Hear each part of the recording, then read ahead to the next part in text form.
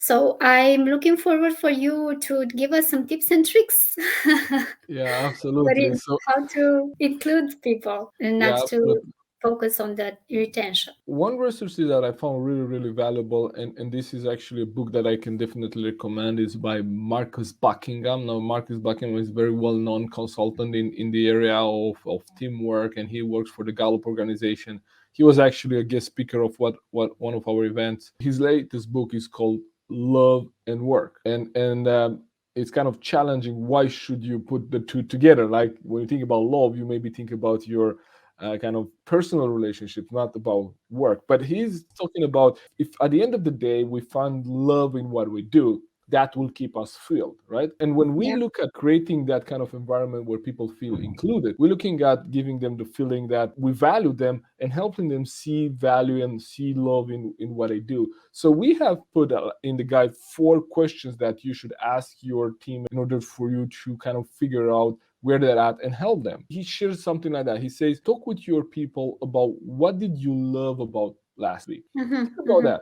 Like how many leaders ask their employees, what did you love about last week? That question is not that often said. Maybe No. not at all. Why? Because we don't think about that. But if we don't help our people to find love in what they do and let them tell us, it's almost like here is the shift. Instead of us trying to convince them to stay, help them convince you to keep them. Almost like they have to sell you into the fact that they love this work rather Mm, than you selling them into the fact that they should keep this job or stay with you. That makes sense? mm-hmm.